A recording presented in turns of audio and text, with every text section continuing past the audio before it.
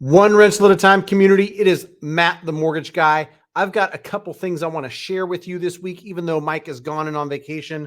One being there's less price reductions. Mike mentioned this. I don't know what the number is year on year, but it's down 4% or 5%, the number of price reductions.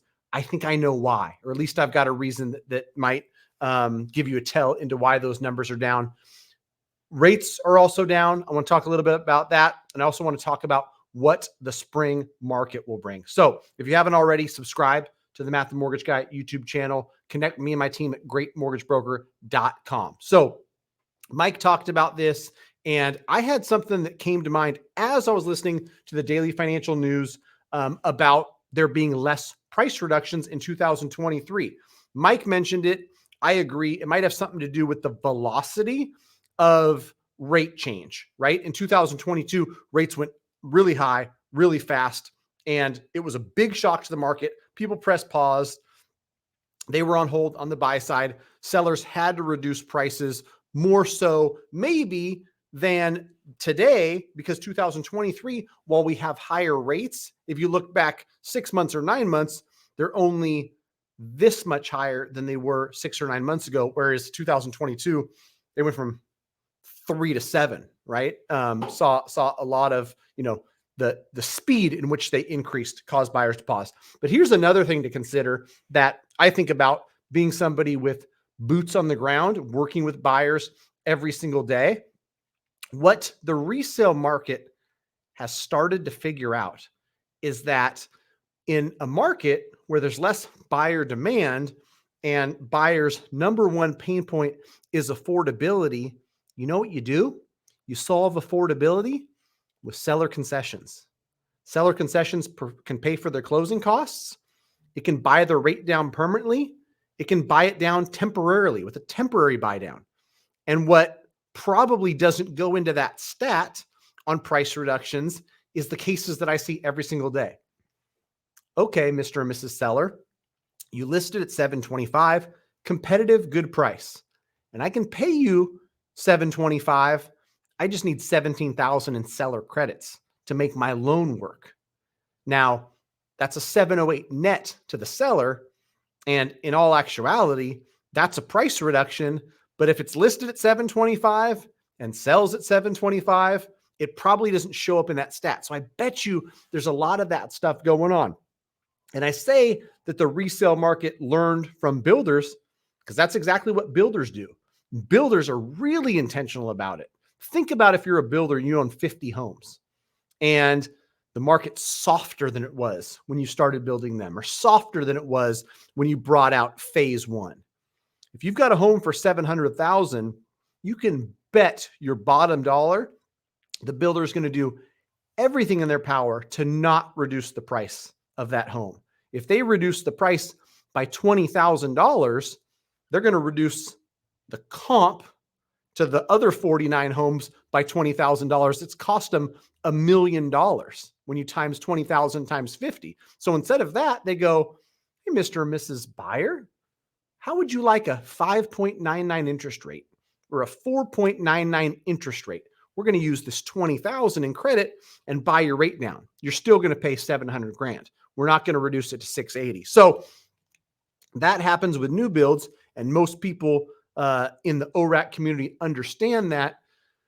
That's what's going on in resale.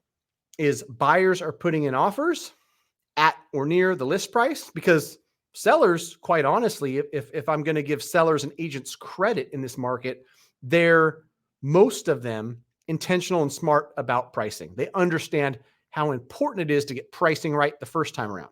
So they're pricing accordingly, and in most cases, a fair price.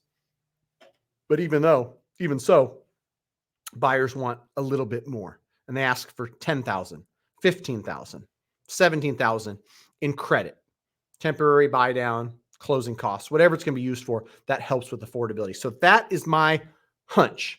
Next, I want to talk briefly about interest rates. Today, as I'm recording this, Monday the 27th, we had a good day in interest rates. I think the 10-year Treasury, what was it at when I looked last? It was down 439, something to that effect. So Interest rates are headed down. I've got a hunch, and this is where the one rental at a time community can take some actionable advice. And I think you guys will actually take it because you guys are the ones doing the work. Here we are, the last 5 weeks of 2023. There is a lot of deals being put together. We put 3 deals into contract just today in my office. And these deals that are being put together are with seller concessions. They're less than the original ask price. They're quote unquote deals that my buyers are finding. My fear is that next spring, when seasonality tells you there's going to be more buyers in the market, if we ignite that already uptick in buy side, action in demand with some lower interest rates continue to trickle down, it's going to be a lot more competitive market. And I warned people in 22 that early 23, you wouldn't see the same deals you saw in Q4 of 22. Some listened, some didn't. This year, I think it's going to be even worse. I'm not saying there's not going to be any deals to be found in 2024. I'm just saying don't take for granted the little bit of leverage you have as a buyer. There's going to be low inventory for years and years to come. There's no fix for that.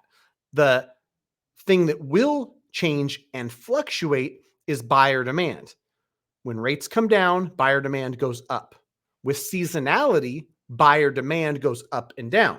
Up in the spring, down in the fall and winter. So if you've got the uptick of the spring and you've got an extra push uptick because interest rates are coming down, the spring buying season is going to offer a lot more optionality, a lot more flexibility, a lot less leverage for buyers. So if you're doing the work, go out there and find yourself a great deal. If you don't get it, cool.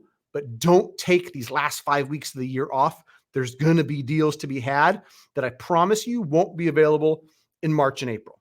So that's my crying call, one rental at a time. Continue to do the work, put the deals together. If you need our help, if you need to get pre-approved, we're happy to help. GreatMortgageBroker.com. I guess that's it. One last thing. Lighting. People are like, wow, it's fancy lighting. It's really nice. Like the dark Star Wars look.